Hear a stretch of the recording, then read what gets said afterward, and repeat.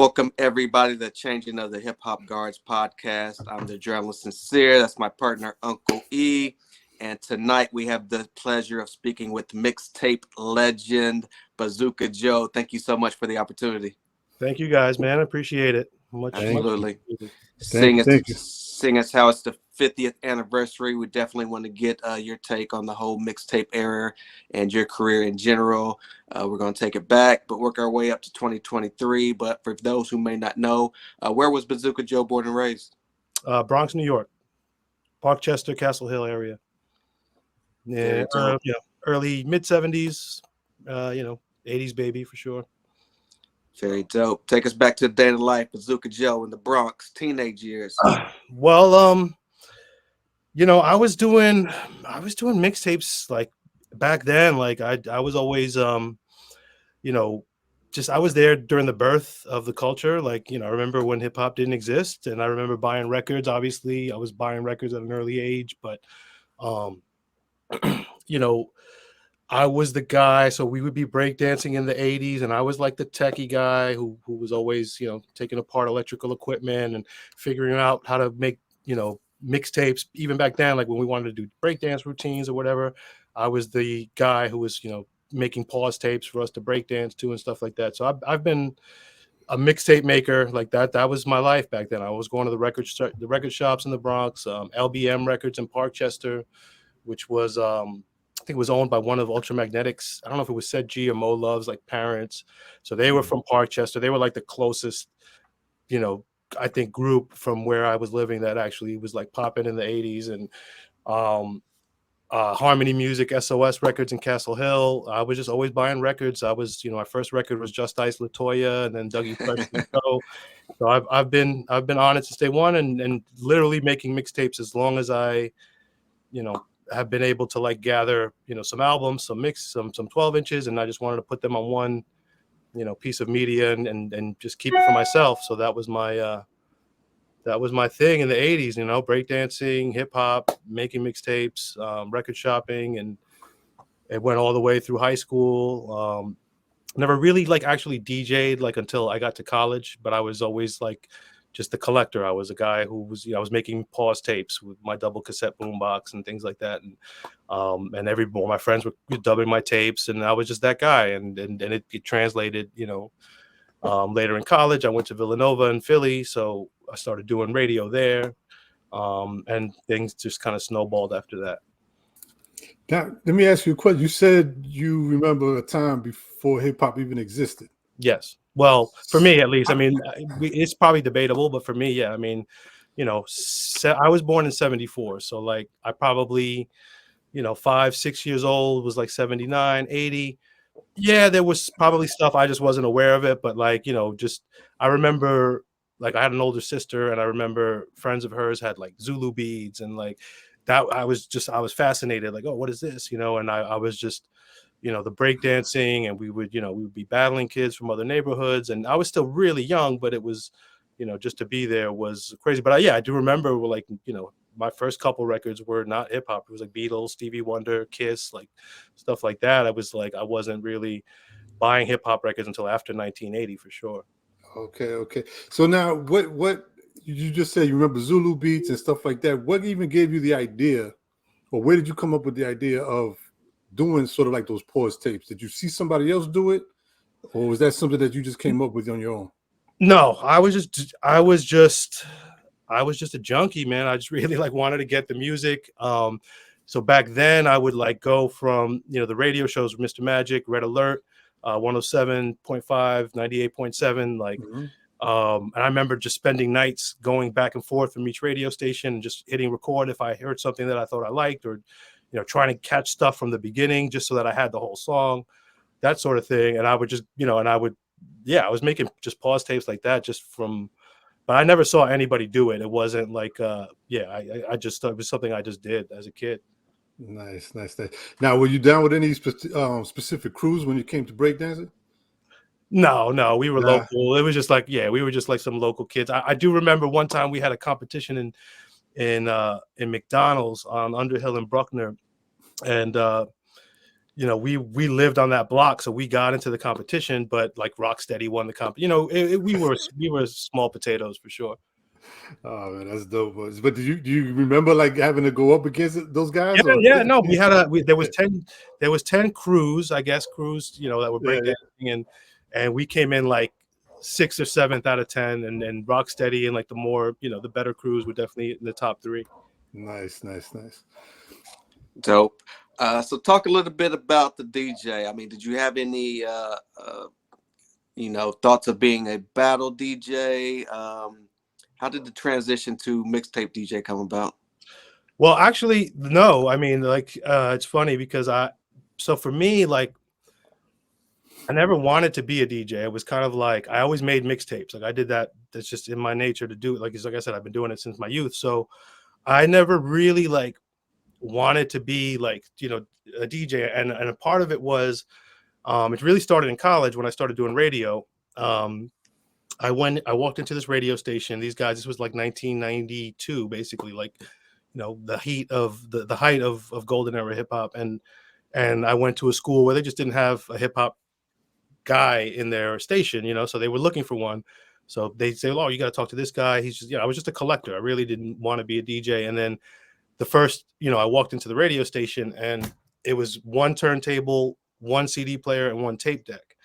And I had to kind of make a show with that, you know, just go from one to the other to the other. So it was really like I said, it was more like tech skills than DJ skills, like to really make that work. And then eventually I started to, you know, realize, oh, well, if I had you know, 2 turntables and a mixer, this would be a lot easier. But even so, like, I was always getting music that wasn't on vinyl. So it was tough to like really be a full on DJ at that time, because I really just wanted to I wanted to play the song. I don't care if I had it on a tape or a DAT or whatever it was.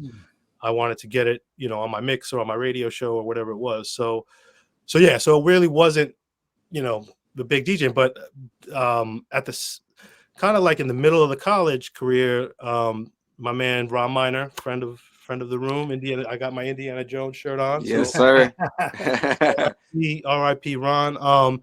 So him and I became really good friends during that time in college. He like really loved my mixtapes. He was working for EMI Records, and he would just send me music. He was one of those record label like rep guys. I met him at like a CMJ conference, and he used to pull me out and he taught me about like party DJing, and it was a big difference. And so just running around with him, I really learned the ropes of like, you know, DJing parties and clubs and lounges or wherever in the city. And so it was kind of like a tug of war, like, because I know obviously like I wasn't playing the stuff I was playing on my mixtapes, but I was still going out and doing a party on a Friday, Saturday night. So it was 2 different, you know, dynamics, I guess. So it was really then where I started like really getting into actual, like, you know, like being a real, you know, a DJ out, you know, on the scene and in venues and things like that.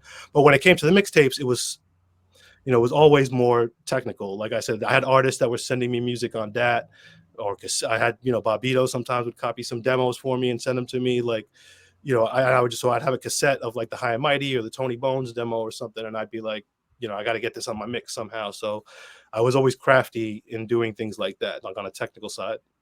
So who were some of your influences? Of course, you aren't the first mixtape DJ, but to you know, who influenced you, and who are you admiring around the same time?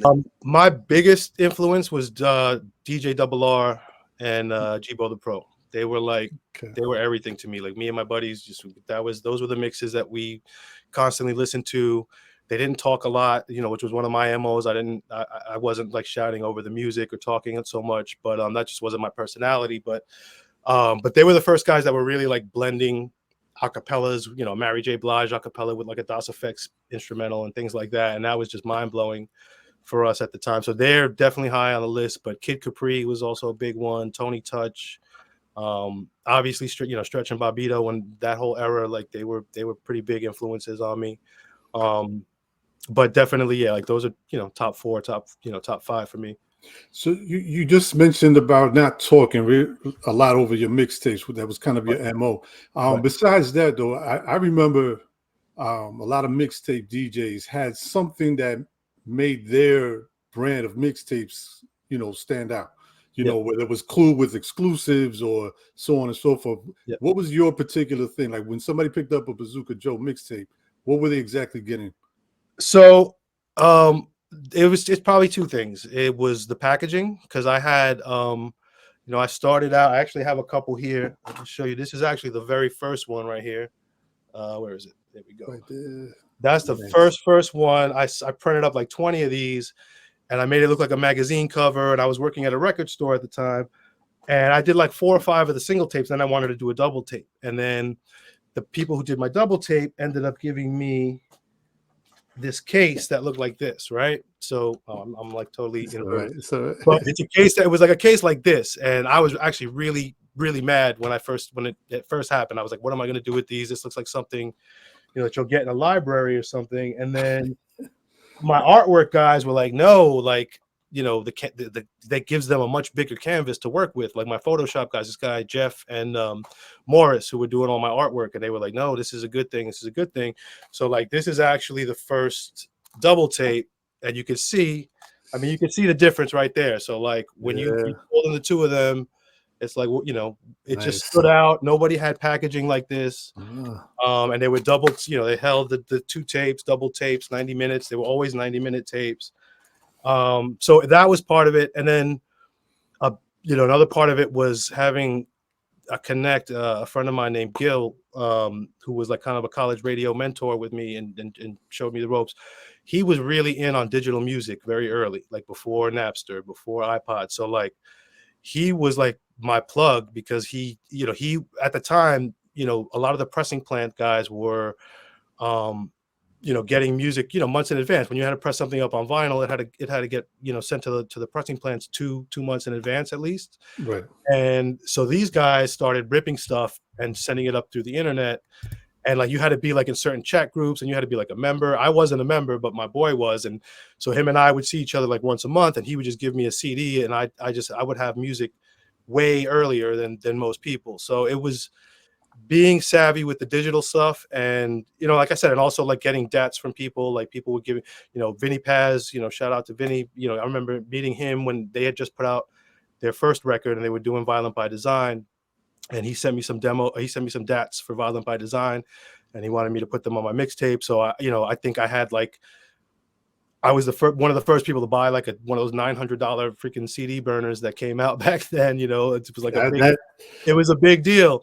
Yeah, it was a big piece of technology. So I got really savvy at like, getting demos from certain people, record label people that I knew, getting dats, getting stuff on CD, and I was able to like, burn them onto CD and then put them in like a CD DJ player and blend them into my records and stuff. So I think it's a combo of the packaging and just getting music early in a way that wasn't compromising. Because back then, like, if you had to play the label game a little bit, they'd be like, oh yeah, I'll send you the new Ghostface record, but can you report and play, put this other record on your mixtape too? And I didn't want to do that because I didn't like the music. So I didn't really love to play the industry game so much. Like it allowed me to kind of just do things on my own, and people were like scratching their heads like, where are you getting this stuff? So it was good. Gotcha. You're known for the Truck Jewels mixtape series. What was the concept behind that? Yeah, Slick Rick, probably like just jewelry. Like I come from that era, like that early, the 80s era with the big chains. And I think the first name was going to be Truck Gold. I had like business cards that said Truck Gold, and then Truck Jewels just ended up, it turned into that. But yeah, it was obviously at the time too, I was big into, like, I had my Jeep Cherokee and my Jeep Wrangler. So it was like Truck Jewels, like, listen to stuff like some jewels for your brain while you're driving around in your truck. That was really the concept for it, but a little double meaning. Right. You would talk just a little bit about that big packaging and 2 tapes. Were you the first mixtape DJ coming out with 2 mixtapes at once? I think I was. Yeah, I think so. I don't think I remember anybody else doing it after that. A couple people did after, but they didn't package it the same. And yeah, I think I was. I probably would agree. I don't really remember any double cassette mix, as far as mixes though. Yeah, I know Eddie Ill and DL. They did some. They did a couple. Right. But again, it was just, and they had the cases that I originally wanted, like the plastic, the regular double cassette plastic fold out J card case, and but yeah, so yeah, I know they've done a few. You know, obviously Tony Touch has done like volumes. You know, people have done like volumes and Volumes, stuff, right, but right. nobody's done like a real true. And that was it. Like once I started with the first double tape, everything was a double tape after that, pretty much. Even with the CDs, when I, you know, at some point tapes got dated and we went to CDs, and I started doing double CDs. So, you know, I had to shave off some minutes because they were shorter than 90 minutes, but it was, you know, it was always double. I always wanted to do, you know, a lot. Right, right. Now, what was your process as far as getting these mixtapes or even mix CDs to distributors? You know what I mean? Like to different little spots to sell them for you. How did you go about doing that? I started out, so right after I was done with Villanova, I worked at a record store called Sound of Norristown in like the suburbs of Pennsylvania, kind of, you know, outside of Philly. And from there is where I kind of learned the whole mixtape business, the consignment. I was behind the counter. I had guys coming in that were selling, you know, here's 50, you know, 20 clue tapes. I write them a consignment sheet. They come back 2 weeks later, collect their money. And I was like, okay. So my first one, everybody wanted Big Pun, Still Not a Player. I'll never forget that. I was in the store and everybody wanted it because I don't think for whatever reason, the single hadn't been released or it wasn't on the album. I don't really remember, but nobody had it. And I had it from being a radio DJ. The label had mailed it to me. So I did a mixtape where it was like mostly underground stuff, but I was like, let me give them the Big Pun because that's what they want. So I was more about the underground stuff, but as time went on, I started balancing between like, you know, Jay-Z, Company Flow, you know, Kool Keith, and, you know, Biggie or whatever. But I wasn't playing the singles. It was always like the B-sides, the remixes, or the album cuts. That's what I was about. But it started at Sound of Norristown. I think I pressed up 20 of that tape, that first one I showed you. And after that, and that might have been like 40. And then, you know, it just kind of started growing after that. And then as the double tapes, you know, I started in Philly at that one store. And then I moved on to like Bobito's Footwork in Philly, where Rich Medina was working, Armand's Records in Philly. Shout out to Joey Blanco, my dude. They used to take care of me. And then I kind of, you know, I would still come to New York. I'd come to the New York Fat Beats. They knew me there back when they were in the original location. And so it was just really like boutique-y, kind of like a couple shops. I didn't press up a lot of them. It was kind of like once I sold out of however many I pressed up, I was ready to make a new one. So they were kind of limited, I think, which made them a little more, you know, valuable and sought after. But I wasn't constantly pressing them up. I was like, no, I got a new one. I'm going to do a new one. So, and then eventually Landspeed Distribution caught on, and they started buying them by like the hundreds. They were buying them like big, you know, whatever, big batches, and yeah, cutting me a check, and then they would just distribute them out to stores in Chicago, Miami, LA. You know, eventually when I got in with Fat Beats, like, you know, Eclipse, shout out to DJ Eclipse and that whole Fat Beats crew, they were really big. And through them, I got to Fat Beats LA, Fat Beats, you know, Amsterdam, Fat Beats Japan. So, yeah, so it snowballed. Like I said, it started out in one store, you know, 20 tapes. And then it just I kind of figured it out after that, slowly but surely. And how were you produce when you get to that point where they were asking you for like 900 or whatever? How were you producing that?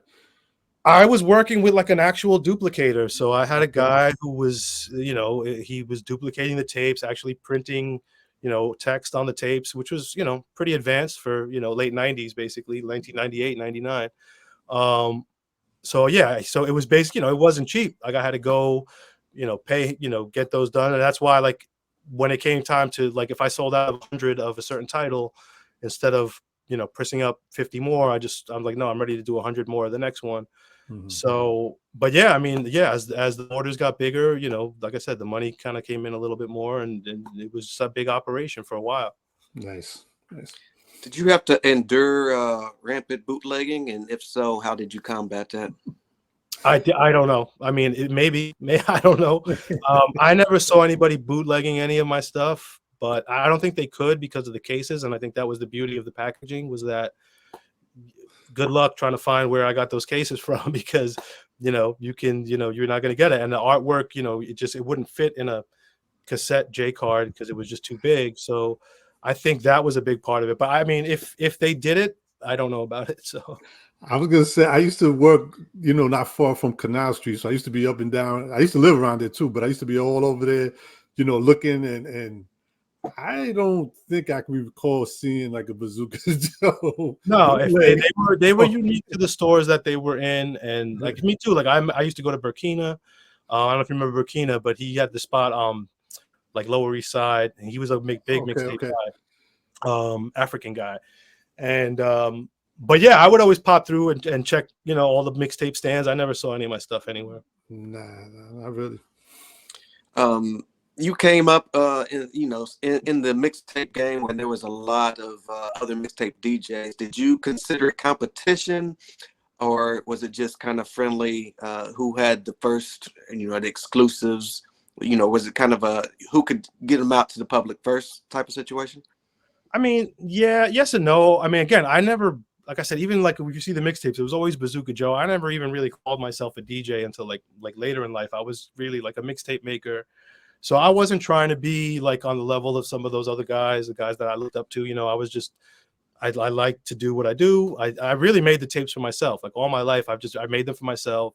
I wanted to make a condensed version of all the, good stuff that was out there. And eventually people were like, oh, you should sell them. You should sell them. So, I felt like what I did was pretty unique. And, but I didn't want, I never, everybody else was, the only people that were playing the stuff that I was playing, like were peers, it was people like Stretch and Bobbito and like Eddie L, DL, like those kind of dudes. Like I wasn't going to go, Tony Touch is a legend as far as like his versatility. Like he can, from house to freestyle to hip hop, underground, commercial, like he can do it all. So Kid Capri kind of similar, like he just, so I think, yeah, I don't think there was, I didn't see myself as competing with people. And like I said, I wasn't trying to like be a DJ kind of on that stage like where these guys were. So it was a little bit different. So did you mixtapes? You did dabble with DJing, right? You started DJing. Now, did all of that, playing around with the pause tapes and mixing, did it lead you to want to be a producer at any point in time? Yeah. I produced. I've made a couple projects already. I've done I did an album called The Slang Parade a couple years ago that has like Sadat X and Craig G's on it. I did tour for Drez from Black Sheep for a little while, and I did some tracks with him and Jerobi on the Evitan project. I did a couple tracks with them. So I work with Mindbender Recordings. Shout out to my man X-Ray. Like that's my dude. So I was gonna ask you, how did you make the connection with him? X I met through some mutual friends that came into town from overseas. Actually, my boy Tony from Heavy Crates out in London. They were messing with X-Ray, doing work with him, and I got introduced to him, and yeah, we just kind of vibed, and I've been kind of a part of the team, for a while. I do a lot of studio work with them, just engineering, mixing, mastering, stuff like that. But yeah, no, I've definitely produced. I mean, it's almost like a labor of love. I never really took it to the levels where I probably, should have or could have. It was just kind of like, oh, I made a beat. I'm happy, and even during the mixtapes, I did a couple promos. I did like a promo with Elder Sensei and Matt Fingers that I actually produced. I did one with Cool Keith, but I didn't produce it. It was produced by Mark Live, but they just shouted me out in the beginning and let me use it for one of my mixtapes. And, also during that time, I worked for record labels. So like I worked for Rough House Records for a little while. I worked for Wild Pitch Records for a little while. So I really kind of met producers and I understood, I did. I definitely like went that route eventually for sure. Can you talk a little, and I'm going back to X-Ray and Mindbender and all that, because I know him personally. I'm from Long Beach, Long Island. Oh yeah, all right. There you go. So I grew up with him, and and all of that. And I saw you also were part of the Monster Island project. I wasn't part of the original Monster Island project. No, I didn't know the him. original. No, I didn't know him back then. I knew him kind of after Okay. like kind of MF Grimm kind of got involved, and Monster Island Czars kind of changed. Members changed and things like that. So by the time I met X-Ray, he was just doing like a lot of King Caesar like solo projects, and he was working with June Classic and Quest the Mad Lad and Kev. Kev Rock. Talkman. I had produced a couple joints for him in my day. He was actually on my project. So so dope. Nice. Yeah. You guys got anything coming up soon? Any new stuff? I'm trying to get, what I've been trying to do is I've been trying to get some of my old like mix CDs like pressed up onto cassette, because I know people are still buying the cassettes. Like I still sell them regularly. Like I still have all the masters. People order them. I just kind of run off copies. So I appreciate that. I'm not like You know, I'm not selling them for ridiculous prices. It's not like they're, you know, collector's items or whatever. If people have the originals, then they can do what they want. But I'm still running off copies of that. I'm trying to take my old mix CDs and put them onto cassettes. I know with Mindbender, we just did some stuff with GS Advance. We did like the final Darkbind project came out last year. I helped out a little bit with that. But X actually moved to Florida, so I don't know if he's you know, him and I are still in touch. But yeah, nothing like major in the pipeline there. I really would love to get back and, you know, produce again, and I have, you know, beats on file that I want to, you know, break out again. It's just a matter of, you know, getting the mojo back and connecting with the right people. You know, it was a vibe with X-Ray. We just go to his house, we'd make a beat, somebody would be in the room and rap on it, and things would happen. So yeah, so I mean, I don't know. I think, you know, like I said, right now I want to do some of my back catalog stuff. I did just put out this is the actual, where is it? This right here is actually like the digital set of the Truck Jewels mixtapes. So this is like in honor of the cases, like I did the nice, you know, the double case, and then you open it up, and these are basically two USB drives. So like okay. So this is like the whole anthology. I just put this out like early last year. I worked on it for like years just to get everything digitized, and I had to buy some of my old mixes like online, like stuff I didn't have anymore. Really? Yeah, it was crazy. So yeah, so I just put that out, and like I, you know, just want to keep, you know, pumping out some of these old, like I said, the CDs. Like once we transferred from mixtape to CDs, like that was kind of like the tail end. I just feel like the tapes, the packaging was much more, you know, impressive when I was doing the tapes. But at some point, tapes kind of died, and then we went to CDs. So I think there's a lot of people that would be interested in having some of those mix CDs kind of similarly packaged with the mixtape. So I'm gonna be working on. I'm always working on stuff like that. So I have to ask you. I know it's probably corny as hell, but your name is Bazooka Joe. Yep. Like we all know about the gum. We all know I used to have the comic strip, which I used to love taking the comic strip out and looking at that. But did it have anything to do with your idea as far as packaging? No, actually, it had to do with how I rolled blunts. Okay. I was notorious for short, thick Phillies, and we used to put them on our shoulder and be like, "Oh, it's a bazooka." That's really where it came from, and it was. It was when I was doing radio. I came up with the name just doing radio, and I was, you know, sophomore in college or whatever it was, and yeah, that name came out, and it just kind of stuck, and that was it. Nothing more complicated than that. It's funny because I always wondered every time I would see your name, I always associated your packaging of your cassettes and everything with the bubble gum. Right. No, I know. I have tried to avoid that as much. Like I have so many people like, why don't you do a cover that's like a flip off the bubble gum or a comic? It has nothing to do with that. That's exactly what I don't want to do. Yeah. So I never really went that route, but that's cool. But yeah, I mean, that was it. It stuck, and you know, if I could go back, I don't know, maybe I do. Maybe I change the name to something else. Nah, it's cool. It's dope, man. It's one of those things that, you know, not unfortunately, but again, you got to remember, a lot of us at the time, we don't know, right? We see a name, we see something, but we don't know what the story is. So it's left to our imagination. Of course. And you didn't see it was dope either way. Yeah, like I said, for me, I tried to keep my name really small. It was always like Truck Jewels. It was like a brand. And I tried to keep my name small. I'm a fairly private guy. Like I was not a spotlight kind of guy. So I didn't put DJ in front of my name until like years later.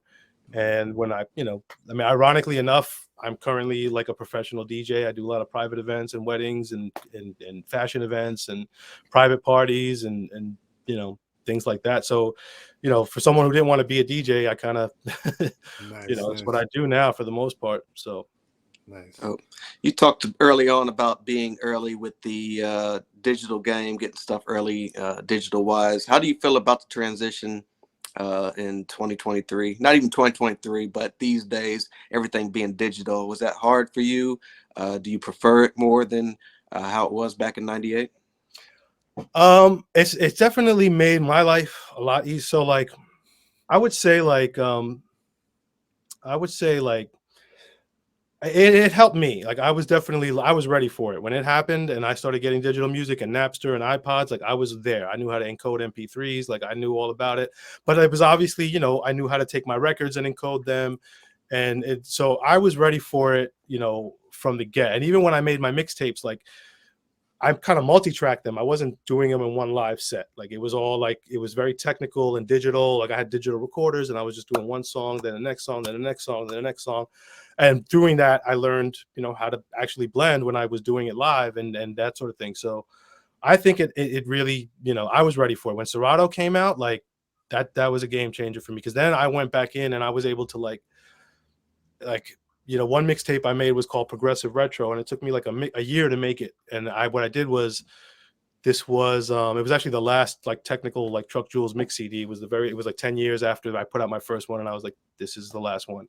And what I did was I took acapellas and mashed them up with other beats, and I made two 80-minute CDs out of it. But I would come home from work and I would make a mix, like a one remix a night. Like I'd take a Cool G Rap acapella, put it over a Common instrumental. So I was doing really crazy things like that. And some stuff was working, some stuff wasn't. And by the time I had like enough in front of me to make a mix, then I made that mix. But on top of that, I was able to like go out. I was touring with Black Sheep at the time. So I would go out and I would, I was able to plug these into my Serato and really manipulate them and control them like vinyl. And I had all this like unique stuff that just, I was playing live, and people were like, yeah, where's this remix from? And it was just like, I was able to make my own stuff and still like DJ with it. So yeah, I think for me, I was ahead of the curve on that and definitely ready when it came out. As far as now, I love technology and it does water down things a little bit. Like the fact that every kid has a studio in their bedroom is waters down the volume of music that we get hit with. But I'm still very crafty and careful by what I'm checking for and what I'm listening to. I'm still buying vinyl like crazy, new and old. So I do like my physical media, but yeah, I think as for right now, I mean, I think the digital, I think people are tired of it. Like you can see with cassettes and vinyl kind of coming back on the rise again. I think digital is it's good. It serves its purpose, but I think people are coming back to like really wanting, those extra pictures and those credits and like just, to be able to open up a cassette or a CD, or I mean, even CDs are like selling again. Like it's kind of insane. So yeah, so I'm happy with the way things are right now. You dropped hundreds of mixtapes, both physically, digitally. Yeah. Can you talk a little bit about some of the ideas behind something like a Fresh Produce? Fresh Produce was Fresh Production was really my kind of concept of that. It was like stuff that just had, as far as like the Truck Jewels titles, like a lot of them were just, they were just kind of off the cuff titles. Some of the more conceptual projects I did the Jay-Z RJD2 Silver album, where during the time of the remix projects, it was considered, one of the better ones along with Danger Mouse. But they weren't my beats. I put Jay-Z acapellas over RJD2's instrumentals, and I made like my own black album with RJD2 beats. It was called the Silver Album. So that was conceptual. That was more because RJD2 had a song called Silver Fox, and I wanted to pick a color. So I was like, all right, Silver Album. Progressive retro, like that mix was what I wanted to do. Was like, it was retro in the sense that you knew the beats and you knew the rhymes, but it was progressive in the sense that I was matching them up kind of differently. As far as some of the mixtapes, like Fresh Produce was just like Fresh Production. I had my very first one was called No Talking, No Bullshit, which was just kind of like, that was like my tagline. I did a line of mixtapes called Hidden Treasures. That's probably like my more popular out of the Truck Jewels tapes. Is like there's like 4 of those, and those were all like B-sides, remixes, rarities. And it was like my tagline for those was for the old heads, the new heads, and the true heads, and it just stuck. And like those were some of my most popular ones for sure. Got a couple that's been on repeat, but I want to get your take on your favorite posse cuts. You've got Long Live the Posse. So yeah, that was my podcast I was doing for a little while. I actually would love to get back to that, but I don't know, pandemic, whatever, just kind of it slowed it down. But I did do a podcast for a little while, a couple of years ago. And those were also conceptual. Like if you see them, you'll see like I did like, so So I don't know if you're looking at the podcast Fresh Produce, but that's now it just hit me. But I actually had a Truck Jewels mixtape, a mix CD called Fresh Produce, and then when I did the podcast, I used that line to do a line of um of mixes that were like based on a producer. So I did one for Easy Mo B, I did one for Large Professor, and those were like Fresh Produce, Easy Mo B, Fresh Produce, Extra P, Yeah. whatever it was. So that's kind of what spawned that. And then when you go to the posse cut, God, my favorite that was a tough one to make. That mix was like 2 hours long. Well, if you could give me, let's say, your top 5 posse tracks of all I time. would say, so I love Leaders of the New School. Spontaneous is definitely up there. Scenario Remix is up there. The one with Big L and Jay-Z, I think, the Graveyard, I think it's called. Okay. Obviously Symphony has got to be on that list. And if I could, see if I can think of one more. The grand finale, the Above the Law. Okay. WA. That's another good one. DOC is on that. Dr. Dre, Puffin Blunts and Drinking Tanqueray is another one. So yeah, that's I think 6 or 7 right there that I would put up on my top list. So another one is the Hip House Way. We had Cookie Price on from the Cookie Crew, Yep. An early leader with that whole merge of hip house sound. Can you give us 5, 10 of your favorite hip house tracks of all time? That was a fun mix to make. So I did that I guess I don't know. It was almost like a guilty pleasure for me. I was kind of like, I want to make a hip house mix. Like nobody really it's a forgotten thing, like I think. And I definitely remember when it was, current and new and it was a thing. I Get Mines was definitely one of them. I forget the name of the group. I think they were from Chicago. But I don't remember the name of the group. I Get Mines. JVC Force had a couple. Because I liked like the New York dudes that would do some house. I know it got a little bit deeper, and when I made that mix, I realized that it was a lot deeper than what I was thinking. But I have a hip house remix of a DOC song too. I think I put it on that mix. Mm-hmm. I'm trying to think, Doug Lazy's whole album was hip house. Like there was stuff on there. Chill Rob G had a couple. I don't know the titles off the top of my head, but I know I Get Mines is like one of my favorite joints ever. It's I forget the name of the group. It's like slipping my mind right now, but it's called I Get MINZE or something like that. I Get Mines. Or I Gets Mines. I don't remember, but right. I'm sure it'll pop up. It's on that. I know it's on that mix. I can tell you that. So if you have it in front of you, you might be able to pull up the track list. Right. What keeps DJ Bazooka Joe inspired with so much music going on? Like, how do you, maneuver your way through what catches your ear? Yeah, I'm still a junkie. Like, I still am digging. I'm a lot of this new stuff that's coming out. Again, I got to filter through. There's tons, with the internet and with technology. There's just tons of garbage out there, but. There's still spitters out there. Like I'm a big Griselda guy. I love what they're doing. Stove God Cooks is like one of my favorite dudes right now. What's his name? Rome Streets. So like dudes like that are just like that have that old sound that appreciate the boom bap and Rock Marciano. I'm still, I'm a big fan of. That's like the whole drumless beat thing is almost like a state of mind. A lot of people don't get it, but there's a time and a place for it, I think, and I kind of figured that out. So I like a lot of new stuff, but I still I'm buying. One of my goals right now, during the pandemic, I actually got really back into buying vinyl. Before that, I was selling a lot of my vinyl, and then I started getting really back into buying albums again, buying reissues of stuff, like just nicer versions, even if I had the original, and I have, I don't DJ with them anymore. It's just strictly like a collection thing. So I listen to a lot of vinyl, so it's tough to kind of keep up with some of the new stuff, but because I'm always listening to whatever new vinyl I got that week, but I'm still buying new artist vinyl as well, not just classic stuff. But yeah, just, I'm still on the hunt, always on the hunt, like looking for music, and I still making playlists. And,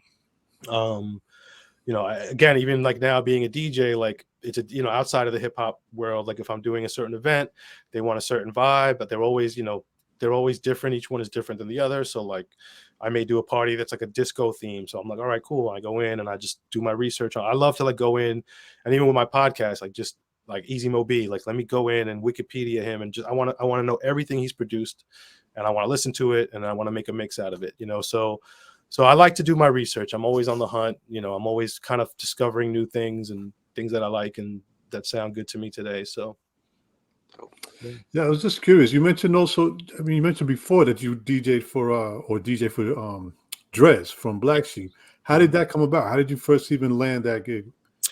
So I was working for a company called eMusic, which was at the time iTunes only competitor. They were basically like iTunes was iTunes, and then eMusic was like the indie label MP3 store.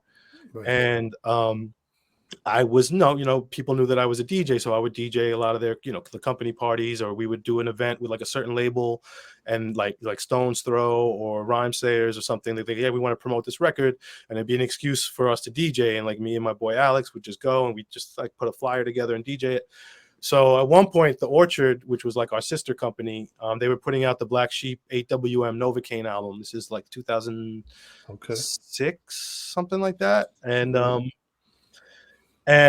so we put a party together at a spot in the city, and I was just the DJ. I met him earlier that day. I was like, we exchanged greetings or whatever, and then I started playing my set, and he kept coming over to me like, yo, I was playing like all these Chi Ali remixes and native tongue themed stuff, but like rare, doing my rare B-side and remix thing, and he was just coming up to me like, yo, you playing stuff I haven't heard in years, and he was really impressed with my set. And I ended up DJing for him that night. He wasn't supposed to perform, but he gave me a USB stick and was like, yo, I'm going to do like 3 or 4 songs. And we did it.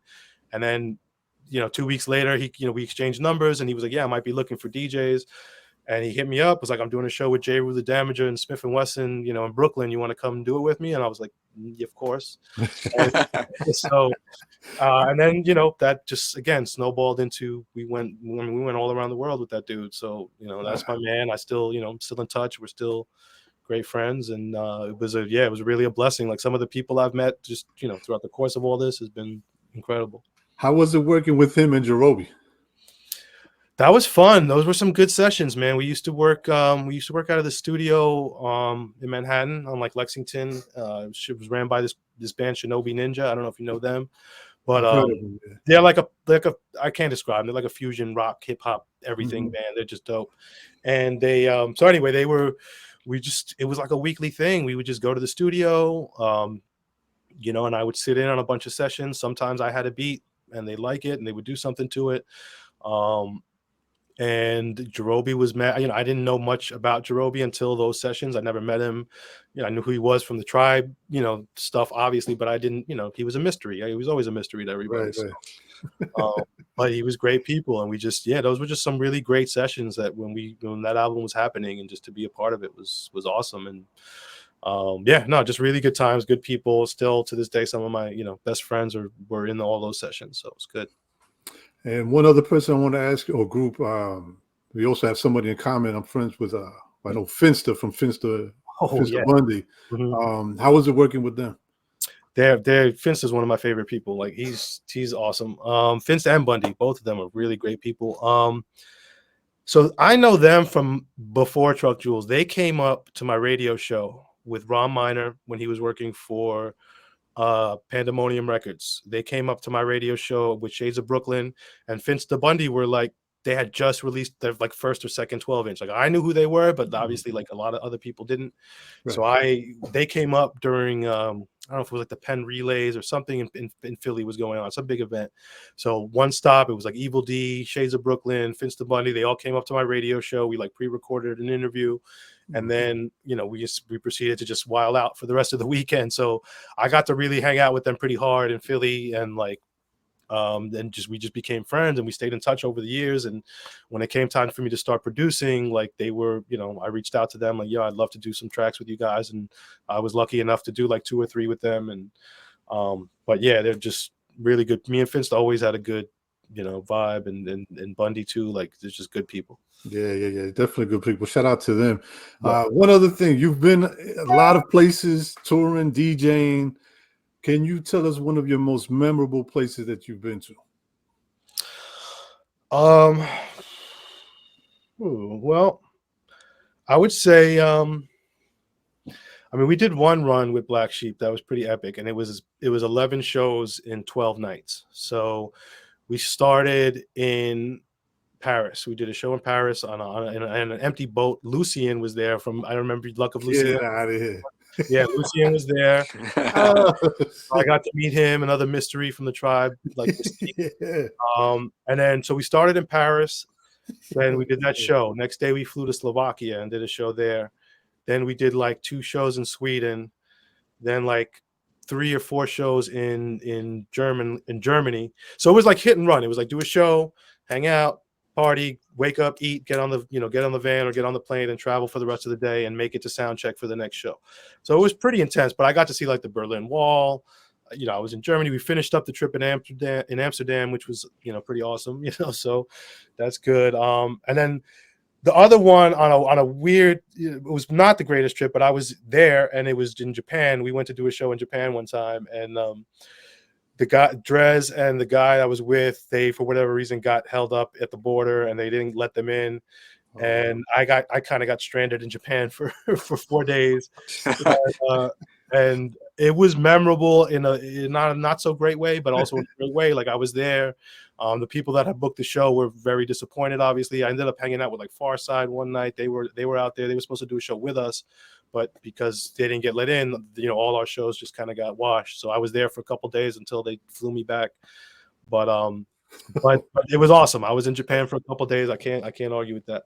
But and then we just like New Orleans is one of my favorite places. We did a couple shows in New Orleans, and shout out to all my people there. I met some great people when we traveled to, the first show I did with him out of New York was in New Orleans, and we hooked up with like Impulse and Prospect and Guerrilla Publishing Company and all these dudes who were like just kind of local, really dope hip hop dudes. And I made some music with them over the years. And so that was a really good stop. And I mean, there's a ton of stuff I can go on. This obviously tons of stories I can go on. Man, listen, I think you probably could have stopped when you said you met Lucien. Yeah. I don't think I've ever heard, besides the song, anybody say they've ever seen this person.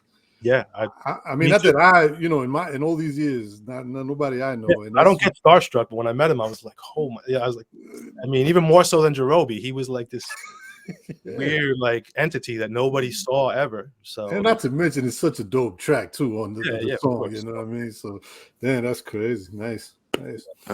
It's 2023. What is Bazooka Joe working on, and what can we look forward to in the future? Like I said, I'm still gonna try and pump out some of my my old mix CDs into like new ways, new media. I still, I'm pumping out my Truck Jewels catalog on the digital side. People are still buying the physical tapes. So I'm always, I've got that up and running and going, and like I said, I have beats and I have intentions to kind of get working on an album again, and hopefully I will get to that soon. But again, that's a motivation, inspiration thing. I got to be around the right people, and so I'm really trying to put out a new project. Though I've got like beats set aside for it. I kind of have an idea. A situation where I want to actually like make all the beats and all the hooks before I send them out to any MCs. Like I kind of want to have it sequenced, and I just want to fill it in with verses from certain people I know here and there. So it'll be like, again, I got to construct beats, I got to construct the hooks, and so I'm kind of working on that. But all these little technical projects just keep me busy and keep me going. Anybody looking for that Truck Jewels series out there? Where can they find that at? I mean, direct through Instagram. I'm on at DJ Bazooka Joe. So anybody wants to follow me on Instagram there. I do have a store on Discogs called Bazooka Wax. That's I sell, that's where you can pretty much buy any of my Truck Jewels tapes are on there. They're all there. Like I said, I'm running them off kind of, a la carte, like per order. But I also do have the USB set, on there, but it's probably better to come through me direct. But that's it right now. I mean, like I said, it's just been, I printed up a small amount of the USB sets. I'm down to like, I think I'm looking at like 6 on my shelf right now out of like 100 or so that I pressed up. So might be doing another run soon, or I might just, let those go and then maybe another run in a couple years or something, keep them kind of rare and hard to get. Any plans on coming back out to Coach's Tavern anytime soon? Oh my God, I would love to, man. Shout out to Coach's Tavern, Metronome, Jay Moore. They, like I said, the whole Indiana Jones thing. I was there probably. We had talked. I think you and I we communicated because I was there a couple months before he passed, and we did Coach's Tavern, and I think you were going to come and bring some mixtapes with you because you have some of those OG joints, which I Yes, appreciate. sir. So, That I got at Fat Beats in like Yep. '98. Yep. So yeah, I mean, after that happened, it's been tough, but I do want to get back out there. I want to see, Ron's brother, and just see, I met great people out there, and it would be a shame if it ended because of, Ron's passing. So I don't know, not as of right now, no plans, but I would love to come back out there, and I would hope Coach's Tavern would welcome me one day. One of my podcasts was my set at Coach's Tavern. I recorded that. I made it a podcast. So, but yeah, I would love to get back out there. Very dope. Nice. Before we get out of here, they say that hip hop is turning 50 pretty soon. Yeah. How do you feel about that? What are your thoughts on it? I'm turning 50 pretty soon. So no, I think it's great. Like I said, I was blessed to really be there in the beginning and see it develop into what it is today. So I have a little bit different appreciation, I think, than most. But no, I mean, it's a beautiful thing. Like, I think it's, like I said, it's still alive. It's still out there. At least, really good, culturally relevant hip hop, and like not whatever they're pushing on the radio. But, like I said, there's people out there that are in the right lane. And yeah, I'm all these reissues are coming out, 25th anniversary of this album, that album, and I'm loving it. I'm scooping them up like crazy. I just got my Ultramagnetics back here. Nice. That's like a double LP with all the remixes, and like I'm all about it. Like, keep them coming, so nice. So I'm all about the anniversary sets and all that fun stuff that's coming. De La's catalog back out on the market is it's crazy. Yeah, shout out to them too. It's good to see. I see they keep popping up on flyers, performing places, and that's really dope. Yeah, I don't know them. I met Maceo once. Aside from that, I got a drop from Trugoy back when I was in college, but it was quick. Really? I saw him in passing, and I put a tape recorder up in front of him, and he gave me a quick radio drop. But nice. No, I mean, they're definitely one of my favorite groups for sure. Like, that was 3 Feet High and Rising. I'll never, I bought the cassette when it came out, the day it came out. Like, that's how far back I go. So I'll never forget that. And those, and their albums too. Like, I love those albums from that era that were like movies. Like, they were with the skits and like skits, and you couldn't really. It wasn't easy to fast forward back then. So like, you were kind of forced to like listen to the whole album. So I'm very much an album guy. I love to take an album, on vinyl, put it on, listen to it from front to back, and that's really how I judge, certain artists, is how on the albums they put out. And Wu-Tang too, like the first couple Wu-Tang, obviously, but like that era, like the Digital Underground, Sex Packets, De La Soul, first 2 albums, Tribe, just all that stuff where you would just put it in and just sit back, and it wasn't just like 13 songs with random producers. Like, it was different, so yeah. Appreciate you.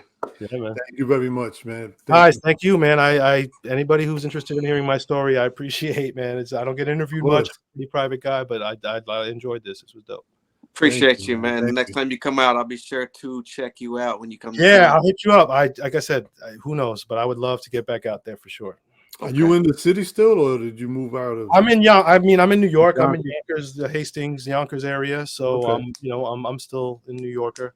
I did Philly for a little while, like 6-7 years. I lived in Philly, but other than that, I've always been a New Yorker. So dope. Well, man, it's been a pleasure, meeting you this way. Thank you for the opportunity. And make sure I tell Webb. I call him Webb still, but yeah, I know Webb. I tell him Webb, man, my mind bender. Once again, my man. Let me just show the shirt, Indiana Jones. Absolutely, that's my heart, man. He was really a big reason why I do what I do today, like as far as like party DJing and stuff like that. So shout out to Coach's Tavern, Metronome, that whole crew, and yeah, no, you guys just keep doing what you do, man. I love it. Thank you. Appreciate you. Thank you for everything. All right, thank you, guys. Let me know. Oh, I want to send you. I'll send you guys some of the box sets too, the USB sets. Oh, that would be awesome. Yeah. So just after we get off, I'll send me addresses and that, and I'll send it over to you. Okay. Thank you. Appreciate you. All right, guys. Take care. Thank you. Thanks. All right.